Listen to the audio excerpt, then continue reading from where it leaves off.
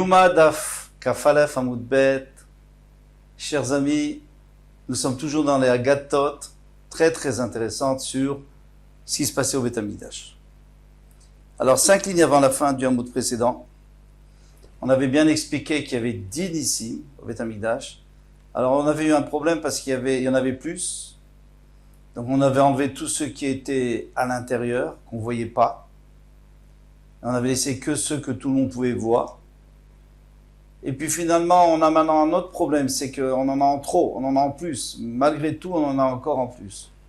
Et c'est ce qu'on va voir tout de suite. Mais tous les cas, est-ce qu'il n'y aurait pas plus que 10? Pourquoi? Ve'amarav Levi, d'avar zemesuret beyadenu, mais avotenu. Nous avons, c'est pas écrit nulle part, nous avons un enseignement de nos ancêtres, Makom Aaron et Nominamida. Le Aaron ne prenait pas de place dans Aaron HaKodesh. C'est simple. Le Aaron HaKodesh fait 2 amot et demi. Mais il est au milieu du Kodesh HaKodeshim. Le Kodesh HaKodeshim fait 20 amot. Et on nous dit que de chaque côté, il y a 10 amot. Alors, c'est pas possible. Donc, lui, il prend pas de place. Et après, il continue. Encore une autre chose. V'amaravanai. Amar Shmuel Kruvim benes hayomdim. Même les Kruvim aussi, il y a eu un miracle. Pourquoi? Parce que les Kruvim, ils avaient leurs ailes comme ça, qui se touchaient. Donc, l'aile droite et l'aile gauche, ils se touchaient. Et donc l'autre aile était de l'autre côté. Et en tout, ça faisait 10 et 10. Ça fait 20 amot. Alors, où est-ce qu'il est le corps du chérubin? Il n'y a pas de place pour le corps. Parce que les ailes, c'est chacune 5. Et chacun a 2 ailes qui étaient côte à côte. Donc, ça fait 20 amot. Donc, ça aussi, c'est un miracle. Alors, pourquoi on ne les compte pas, ces miracles? Répond la Gemara. Ici, des braïs kachashif. Tout ce qui est à l'extérieur, on le compte. Pourquoi? Parce que tout le monde peut vérifier. Ici, des gavés, ce qui était à l'intérieur et que personne ne voyait, ou en tous les cas, très peu pouvaient voir le Kohen Gadol, lo kachashif. Il vaut mieux pas le dire. Il vaut mieux pas le dire parce que les gens peuvent se poser des questions.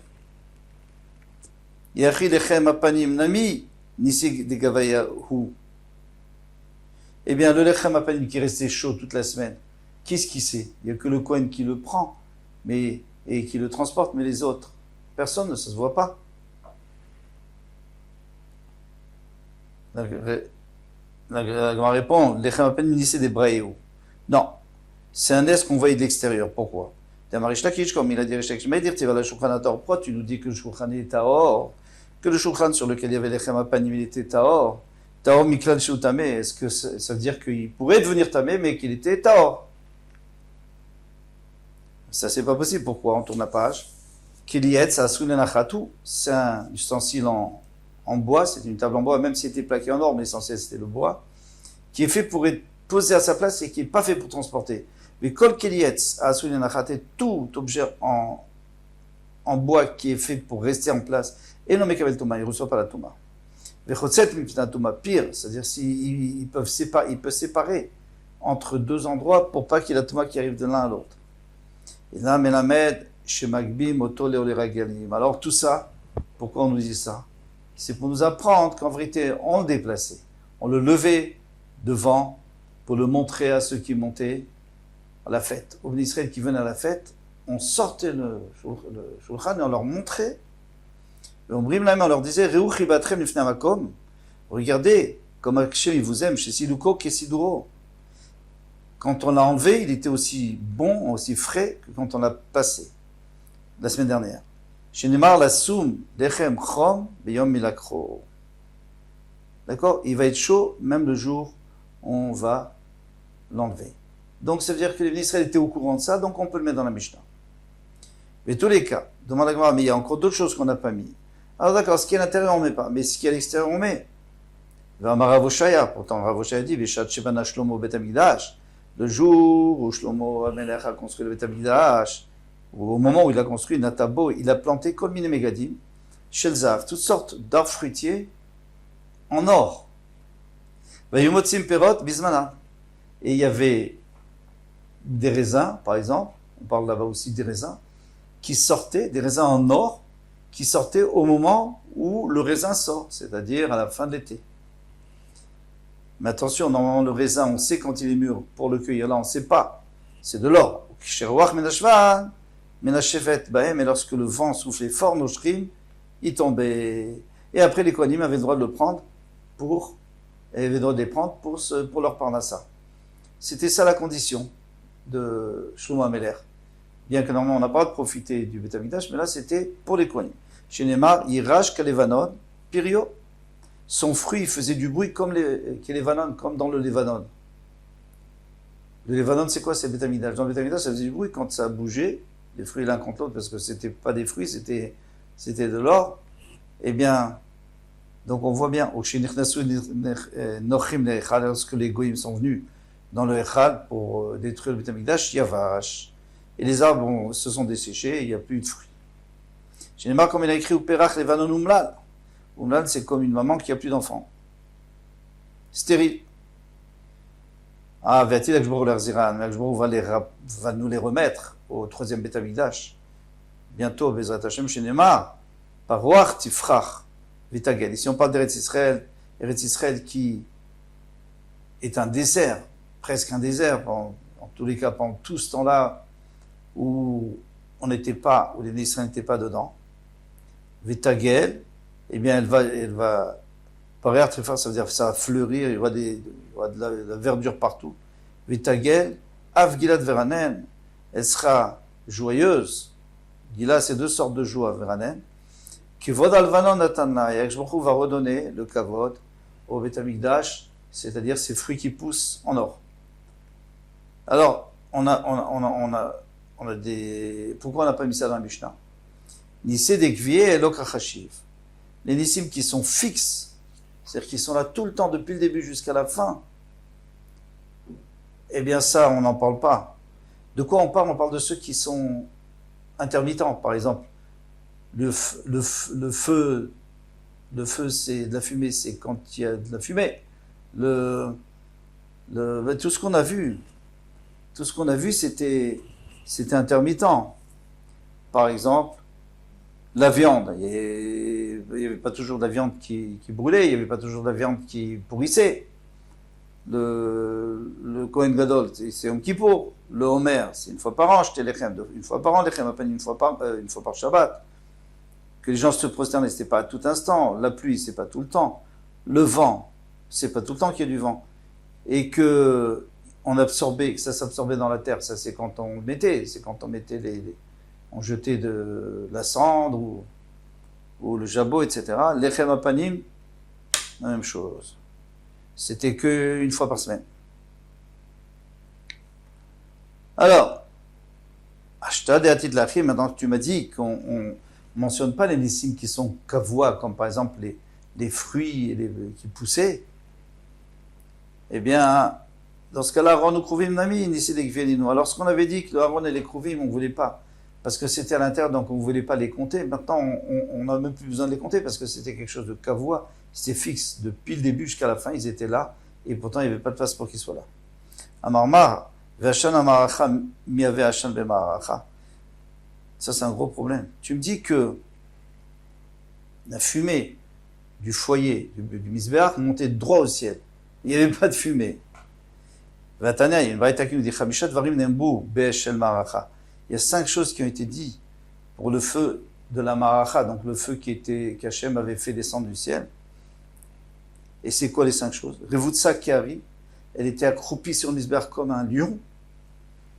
On dirait une forme de lion. Barak Echama, elle est brillante comme le soleil, donc une lumière blanche, pas du tout comme notre feu, qui a beaucoup de couleurs. Viesh Bamamash, et donc on ne pouvait pas la toucher, mais quand on posait quelque chose dessus, c'était dur. C'était comme des braises. Veochelet Lachin Keveshim, elle pouvait donc brûler, consumer des choses sèches, comme du bois, et aussi des corbanotes qui étaient pleins de sang. Venamala Hachan, elle ne faisait pas monter de fumée.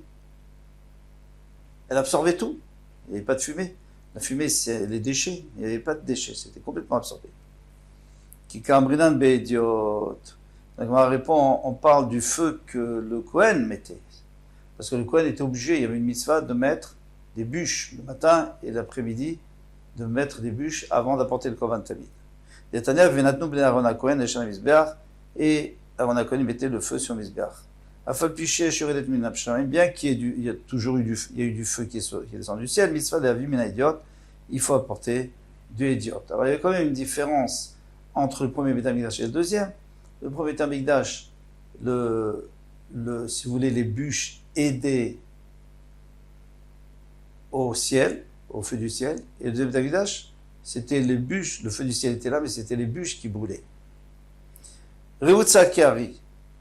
Après, tu m'as dit qu'elle est accroupie comme un lion. On va attendre pour écrire une braïta à Rabbi Chanina Sgana Kohanim. Rabbi Chanina, le second des Kohanim, lui était au deuxième Beit HaMikdash. Anire Itia, au Vutsaki Kelev, elle était comme un chien. Elle était accroupie comme un chien, c'est beaucoup plus petit qu'un lion. Lokashia Kan Bemikdash Rishon. Le premier Beit HaMikdash c'était un lion, Kan Bemikdash Sheni, le deuxième Beit HaMikdash c'était un chien. Quelle est la différence entre un lion et un chien? Deux explications. Donc, l'explication du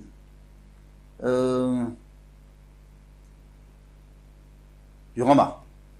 Le Rama nous dit que le feu, c'est ça qui apportait, ça brûlait les corbanotes et c'est ce qui apportait la bracha sur terre. Alors, le lion, tout dépend de ce qu'on mérite. Le lion, le premier Beit HaMikdash c'était des tzadikim, donc le lion, il représente la parnassa largement, parce que le lion a toujours à manger, il trouve toujours à manger comme il veut. Le chien, au contraire, il n'a pas beaucoup à manger. C'est connu ça, on l'a déjà vu. Donc, ça c'était le deuxième Beit HaMikdash. Mais le Marsha, il donne un autre chat, il dit, en fait, ils sont complémentaires. Il dit que le premier Beit HaMikdash a été construit par Shlomo HaMelech, qui était un arrière-petit-fils de Yehuda, donc c'est le lion. Tandis que le deuxième Beit HaMikdash a été construit par Koresh. Koresh, c'était un chien. C'est pour ça qu'on l'appelait Koresh. Parce qu'il avait été élevé dans le désert par un chien. Ou une chienne, plutôt. Au Beit HaMikdash Sheni Miavai. Mais au deuxième Beit HaMikdash, est-ce qu'il y avait Bichlal, le feu? Est-ce qu'il y avait le feu du ciel? Et pourtant Rav Shmuel Barinia a dit Maïdirti verse bo vechabda. Alors il manque le hé ici. Et je voudrais, c'est-à-dire il a dit construisez le deuxième Beit HaMikdash et moi je vais m'honorer avec lui et je le voudrais. Et Karinan vechabda, oui, il manque un hé. Donc on le lit avec un hé. Pourquoi il manque un hé? Et le Chamisha Dvarim Shayu Ben Mikdash Rishon et le Mikdash Sheni, c'est deux choses qu'il y avait. Quand il y a écrit Akshbocha dit je vais m'honorer, mais beaucoup moins qu'avec le premier Beit HaMikdash, c'est pour ça que j'enlève le hé. C'est quoi les différences? Aaron vekaporet ou kruvim. Dans le premier Beit HaMikdash, il y avait ça, mais dans le deuxième, il n'y avait pas le Aaron HaKodesh, il n'y avait pas le kaporet, il n'y avait pas les kruvim, les chérubins, parce qu'ils avaient été enfouis dans le sol, ils avaient été cachés, on ne les a pas retrouvés. Esh, le feu, il n'y avait pas. Dans le deuxième Beit HaMikdash, il y avait dans le premier. Shrina, la Shrina, il y avait dans le premier Beit HaMikdash, pas dans le deuxième Beit HaMikdash. Ça ne veut pas dire qu'il n'y avait pas de Shrina du tout, parce que même encore aujourd'hui, il y a la Shrina. Ça, il faut comprendre. Aujourd'hui, on sait que même au côté de la Maravi, il y a la Shrina.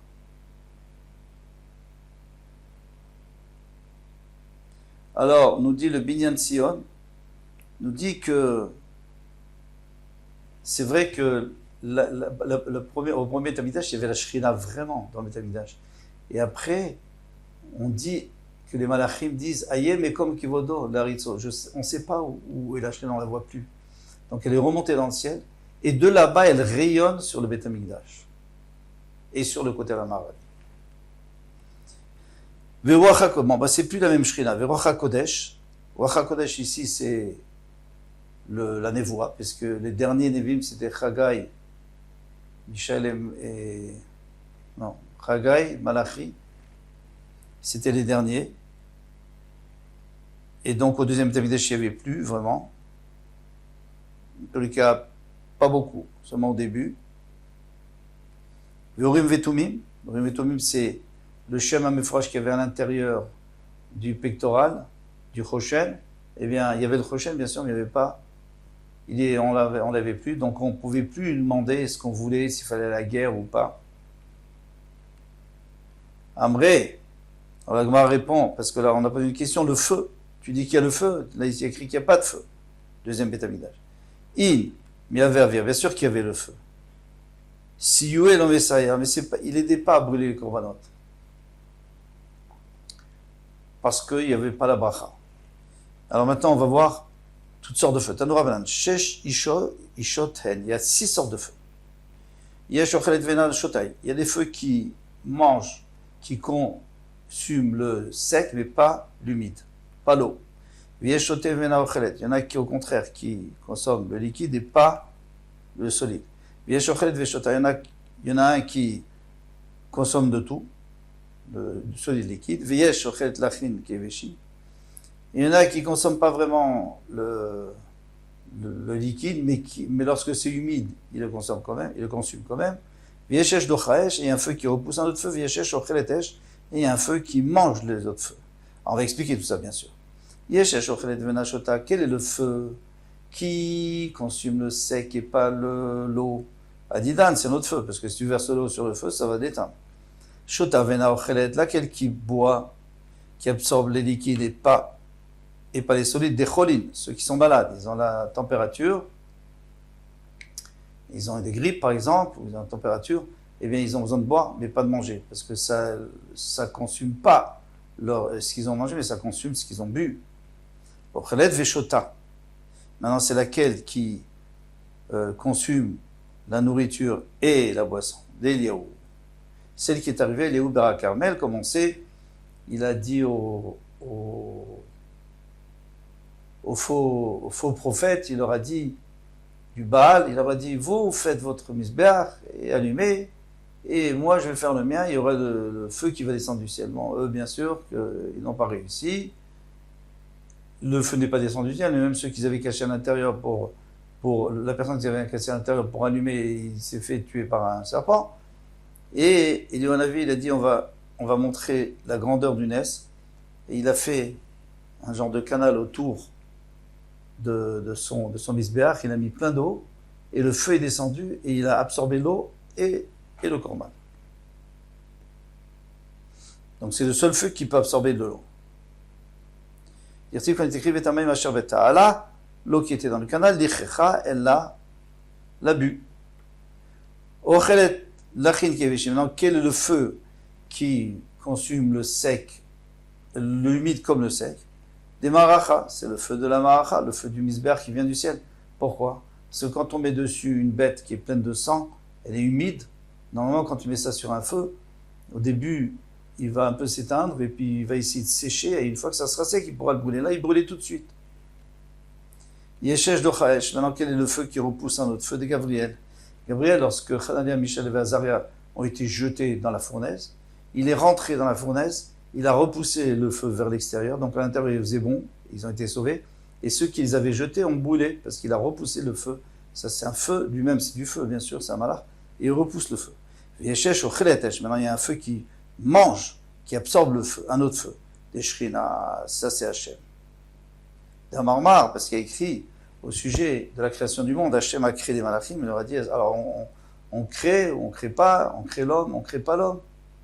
Et il y en a qui ont dit oui, il y en a qui ont dit non. Ceux qui ont dit non, Hachem les a brûlés. Comment il les a brûlés? Au Shitetzva au Benem, il a mis son doigt, qui viachol, comme si on pouvait dire, entre eux, au Srafan, et les a brûlés. Le Hashana Maracha, et maintenant le Hashana Maracha, qu'est-ce que tu m'as dit? Tu m'as dit que le feu, la fumée du misbéach, alors la fumée, pas du feu du ciel, mais du feu de l'homme, même tous les vents ne peuvent pas le faire bouger de son endroit. Mais pendant Rav Yitzchak Bavdimi a dit, le dernier jour de Yom Tov de Sukkot. On sait qu'à Sukkot, on est jugé sur l'eau, c'est-à-dire sur la pluie. Et donc le soir même, les ministres sortaient pour voir où le vent soufflait. Et ça, c'est une preuve que pendant l'année, il y aura ce vent-là sera dominant. Alors, à Kol Sofin la Hashana Maracha, tout le monde voulait voir où va la fumée. Notez que la baie de Safansi, ça va vers le nord, c'est-à-dire c'est devant du sud. Anim Simechim, on va les bâtim atzevim. Les pauvres sont contents et les bâtim, ils sont tristes. Pourquoi? Parce que les bâtim, c'est-à-dire ceux qui ont des champs. Pourquoi? Parce que si ça va vers le nord, c'est un vent du sud. Un vent du sud, c'est très humide, ça apporte de la pluie. Mais après, l'humidité, c'est pas bon pour les fruits. Donc, il faut les vendre vite, donc on brade. Et donc ceux qui ont des champs, ils ne sont pas tellement contents, les pauvres sont contents. Après, il y a le prochain. Parce qu'il y aura beaucoup d'eau, il y aura beaucoup de pluie, au péroté, marqué, mais les fruits vont s'humidifier, ils vont pourrir, donc il faudra les vendre pas cher. N'attaque la pédarom, ici au contraire, on voit que la fumée va vers le sud, donc c'est un vent du nord. Ani, Matsevim, les pauvres sont tristes. Pourquoi? Parce que quand il y a un vent du nord, eh bien les fruits vont rester, c'est du vent sec toujours. Donc les fruits vont rester longtemps, ils vont les vendre petit à petit et ça va faire monter les prix. Les bâtiments smechim, il n'y aura pas tellement d'eau, tellement de pluie, donc il y aura suffisamment de fruits, mais pas plus. Mais ils peuvent les garder longtemps, et donc ils font monter les prix. N'attaque la paix Mizrach, maintenant si ça va vers le sud, c'est-à-dire que c'est un vent d'ouest. À cause smechim, tout le monde est content, parce que le vent d'ouest, en même temps, ça apporte des pluies, en même temps, c'est pas trop humide, donc il y a tout ce qu'il faut, il y a beaucoup de pluie, il y a beaucoup de fruits, mais finalement, les fruits vont finir par les vendre parce qu'ils vont quand même s'abîmer. Donc tout va être vendu pendant l'année, tout le monde est content. Ça baissera les prix et tout le monde va gagner. Parce que ça baissera pas trop les prix. Clapé Mahara, mais si ça va vers l'ouest, donc ça c'est un vent d'est, à Kol Hatzevim, tout le monde est triste parce qu'un vent d'est, ça dessèche et donc tout sera cher et il n'y aura pas tellement. Alors, pourquoi tu m'as dit que le vent, et pourquoi tu m'as dit que la fumée montait droit au ciel? C'est pas vrai. Les vents pouvaient la pousser. On voit bien de tous les côtés. Répond la Gemara d'Azil, Vatek qui dit que là, Vavdoré. Pardon, Vavdoré l'avait mivda. Ça montait comme un arbre, mais ça s'éparpillait pas par le vent. C'est-à-dire que si ça penchait, c'est comme un arbre qui penche lorsqu'il y a un grand vent, ou qui penche de l'autre côté, il y aura un grand vent. Et le Rashbet, il rajoute, c'est magnifique, il dit, c'est que ce soir-là que c'était comme ça. Et même ce soir-là, ça se dispersait pas. Mais le reste de l'année, ça restait droit. Alors, notre maître nous a dit, Klapé Mizrach Hakol Smechin, lorsque ça va vers le Mizrach, vers l'est, c'est-à-dire c'est le vent d'ouest, tout le monde est heureux. Klapé Marav, lorsque ça va vers l'ouest, donc c'est le vent d'est, Hakol Hatzevim, tout le monde sont tristes. Pour Minou, et pourtant nous avons vu le contraire. Mizrachit, Leolam Yafa. Le vent d'est, c'est toujours bien. Toi, tu me dis que c'est pas bien, parce que c'est pas bon pour les fruits. Tu vois bien que c'est toujours bien. Maravit, Leolam Kasha. Mais le vent d'ouest est toujours mauvais. C'est exactement le contraire de ce qu'on avait vu. Roi Tsephonite, le vent d'ouest, de nord, Yafalechitim, c'est bon pour le blé. Bisha Shevi Ushlish, à partir du moment où ils ont déjà poussé un tiers de leur maturité. Vekasha les etim, mais c'est dur pour les olives, c'est mauvais pour les olives, Bisman, Shem Chontim, lorsqu'ils sont en train d'éclore. Ouardromit, le vent du sud, Kasha les chitin, c'est pas bon pour le blé, Bisha Shevi Ushlish, à partir du moment où ils ont sorti, ils sont arrivés à un tiers de maturité, il a fait la zétim, mais c'est bien pour les olives, Bisman Shem Chotim, lorsqu'ils éclorent. Vama Rav Yosef, et Rav Yosef a dit,